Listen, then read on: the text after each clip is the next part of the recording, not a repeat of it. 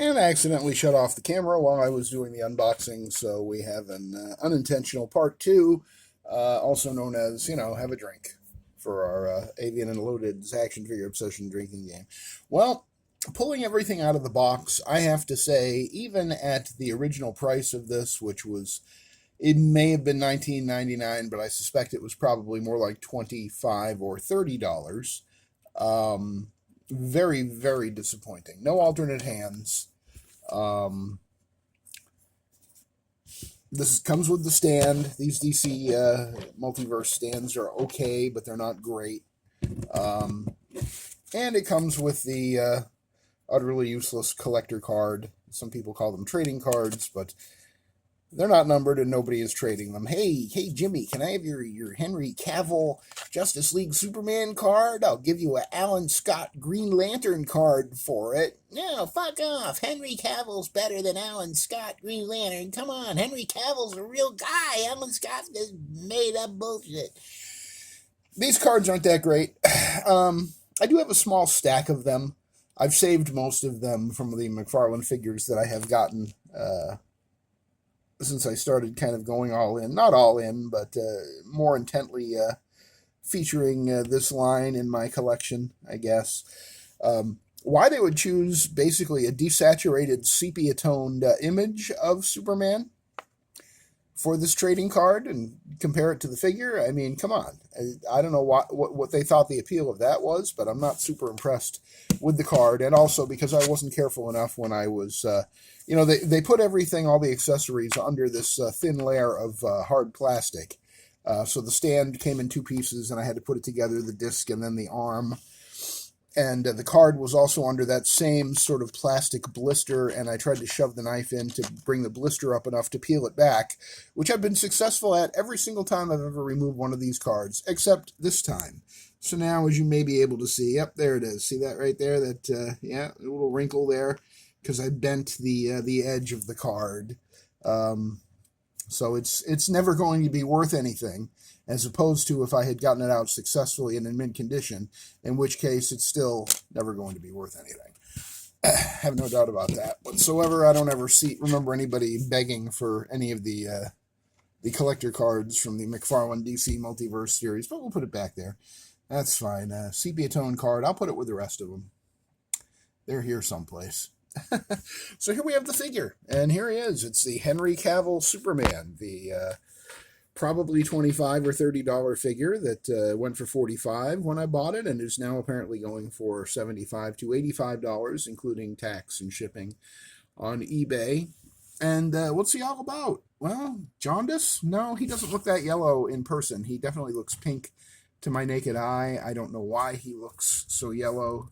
Let's see if I can maybe moderate the light a little here. Get him to look like he actually looks to my naked eye. Sorry, I don't mean to be talking about being naked so much, but yeah, still working on the lighting, folks. It's a work in progress. All right, well, he looks pink. He does not look yellow, although he looks yellow on the camera. And apparently there's nothing I can do about that, but at least I can shine the light on it and let you see it in a little more detail here. I don't know that it's a fantastic rendition of Henry Cavill. Henry Cavill usually looks determined and a little intimidating. This guy looks a little confused. I know I parked my SUV around here somewhere. Hope my eggs don't get warm while I'm trying to find my car.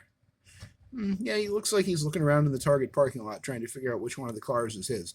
So it's not a spectacular likeness, but if you pull back, maybe it's a little better. To my naked eye, it looks okay. On camera, it really looks kind of doofy, but it doesn't look as uncertain. I guess if you do maybe from that angle, maybe a little bit more of the handsome superheroic type. It's all about the angles, my friends. And that's all there is to it. As head sculpts go, I mean, the face is clean. The skin tone isn't bad, except on what you're seeing on camera here. But in person, the skin tone looks pretty good. I just noticed he has the spit curl, but it's kind of an elongated one with a little gloss on it, I guess, to call attention to itself. I don't know what that's all about. I mean, if you're going to do it so you don't even notice it looking at it, why bother doing it so you notice it when you're close up? That seems silly. But I don't know, as Superman figures go, this is one of them. I'm not going to bother with the articulation. You know, McFarlane toys never include, or almost never include, the thigh swivel, which should be right in the center of the screen there. There should be a thin line where I can, you know, do his thighs and twist those, and that way get him into better poses. This is probably pretty much the pose that he's going to be in on my shelf. When we're done with this video, he will just go next to the correct, or at least the closest to correct, Batman that I can manage in my collection. But I will say the suit itself looks really good. The texturing on it is very, very nice. The blue is slightly darker to my eye than it looks on the screen right now. But I guess that for just the, not his face, not his skin tone, but the actual suit itself is a little brighter in person. Like the S logo there, you know, stands for hope. And it's got that big rubbery McFarlane diaper with, you know, just a hint of the good times to come for everybody, for Lois. And oh, there he goes, right over. I didn't like that his knees came bent in the package. That's not good for figures. You know, you want them to be in as close to a vanilla pose as possible in the package. Interesting, no S on the back. It looks like the cape has a little dent in it. I don't think that's from the sculpt. I think it may have been from the way that it was packed into the box. That just doesn't look like it was intentional, does it? You don't have one like that over here. Maybe a little bit of an indentation, but not to the degree of that one. And yeah, like I say, no S on the back of the cape. I don't know if that's movie accurate or not. You would think that the people that created the Justice League movie would have wanted to have a movie accurate costume. But maybe it's just only cool to have the S on your chest and not on your cape. I don't know. He does have pinned joints, I see, but McFarlane I don't think ever gave up on the pins, and the pins don't bother me, especially when they're the same color as the area that they are penetrating and going through. And I don't really notice them the way that I guess some people probably do. I don't think that they look bad. I really do like this logo, not just on this figure, but just in general. I think it's kind of a modification of the Frank Quitely Superman logo from that Superman miniseries with Grant Morrison. What was that called? All-Star Superman, yes. I think that's sort of similar to that same logo. I could be wrong. Feel free to correct me in the comments. The gold metallic paint on the belt looks really, really nice. And the gold, actually, it's all metallic paint, really. The gold on the belt, the gold on the S on his chest. It's a fairly impressive presentation, other than the sort of nondescript expression on his face. He just, you know, I don't know. It doesn't really strike me as heroic. It's a good-looking guy thinking about whether he wants to go to Chili's or Golden Corral for dinner on his first date with a new gal. Maybe something better than that, Clark. Maybe something better than that. But he is from the Midwest, right? Raised in Kansas. So I'm not going to bother putting him on the stand. I don't think I'm going to do that in the display either. I think I can probably make room for one more guy. Head to toe, he has a hint of a butterfly joint. It's probably that fake McFarlane butterfly joint that really is just what they call now a rotator cuff. I'm not going to bother manipulating it. He has what looks like a ball joint at the waist and a diaphragm cut here. And he has, you know, the hip joints there, and let's see. I wonder if he has a calf swivel or the boots. No, the boots do not rotate, but the feet are on a ball hinge, or not a ball hinge, just a ball joint. So you can just slide them, you know, this way and that. You don't have to worry about pivoting them or anything like that. And McFarlane wrist and ankle joints, I really kind of hate them. How the balls are visible. You know, there's a reason why it's illegal to show your balls.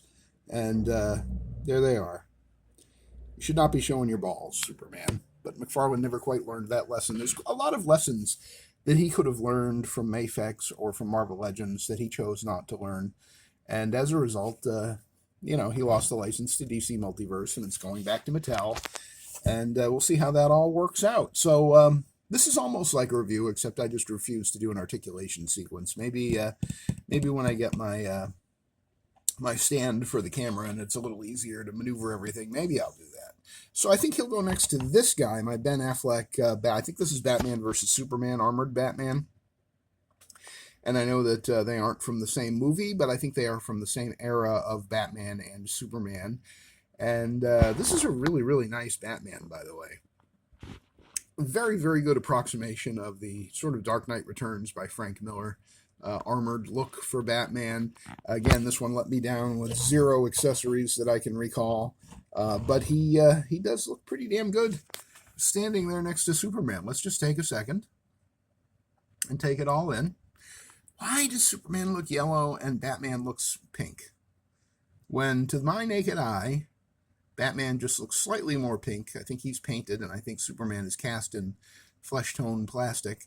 But yeah, it's the camera. This camera phone sucks. The one that I had before was great, but it died a horrible death.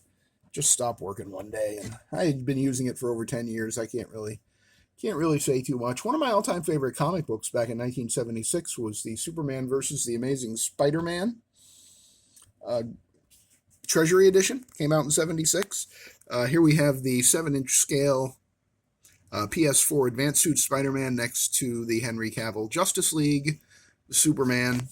And I don't know, maybe if I get a little more support to the feet here. Well, they're both kind of leaning in. I guess this could be the teenage Spider-Man teaming up with Superman. I feel like Spider-Man should be a little taller, but I think that he is a little short for Marvel Select. Marvel Select never really gave too many craps about scale in terms of everything matching up in its own line, and certainly not comparing them to other lines. But I don't know if Spider-Man should be that short compared to Batman and Superman. But these are all 7-inch figures. These are all 1/12 or 1/10 scale. Here's a 1/12 scale 6-inch figure. Get these guys out of the way. So this is what a typical, this is a custom head, but it's the same size as the regular head. This is what a typical Marvel Legends figure would look like next to Superman. Really super short, like tween age Spider-Man meeting Superman for the first time. So this guy and most of the McFarlane figures are not going to be fudgeable into your Marvel Legends collection. I will say there are a couple McFarlane DC Multiverse figures that I have, specifically the Dark Knight Returns Batman and Superman, the comic book versions, which are, they're big and beefy, but I think that you could make them work with some Marvel Legends just because they're very short compared to these guys. And I don't have a ruler here. I'm very unprepared for all of this. I'm so sorry. I just wanted to show you the figure and unbox it and kind of do my own first time. I think this is the first time I've ever done an unboxing of anything on this channel. And I mean, like I say, I've opened stuff up and showed it to you, but I haven't showed you, and I didn't really show you this time the opening up, but at least I told you I was going to do it, and that's got to count for something, right? So, just looking them over, it's by the way not a cloth cape. I thought looking at the box, looking through the box, that it might be, but it's just sculpted to look like cloth, and it's sculpted fairly well, and it's relatively lightweight. I don't feel like it's dragging him backwards like sometimes the super heavy McFarlane capes do. The reds match pretty well from the cape to the boots. They don't match the metallic red on his chest, but I'm assuming that that's true to the source material and that the only metallic stuff on him probably was the chest emblem, that the cape and the gloves were just fabric, and they do match up pretty well. I think you can probably see that here, that color-wise, the cape and the boots are all of a piece and look pretty good. I don't hate him. I don't hate him at all. Actually, I like him more now that I've taken him out of the box than I did when I had him in the box. I think he's a nice-looking Superman. He's a nice-looking movie Superman. Not entirely certain he's a movie-accurate Henry Cavill Superman. I really don't know about that face sculpt. Of course, I don't really see Ben Affleck when I look at this either. I see Ben Affleck more when I look at that Batman than I do Henry Cavill when I look at the Superman. But at the end of the day, I don't really care. I didn't get it because I wanted it to look like Henry Cavill. I got it because I just thought it would be cool to have a nice, decent movie Superman. And again, it was only $45 the day that I bought it. And apparently now it's going for almost double that. I don't really see why. This is clearly a $20 to $30 toy. There's no extra accessories that matter. The stand really doesn't matter in the grand scheme of things. The trading card, the collector's card, it not only doesn't matter, but it's kind of an insult to consumers. You know, there's a lot of empty space in that box that they could have filled up with extra hands or an alternate face sculpt.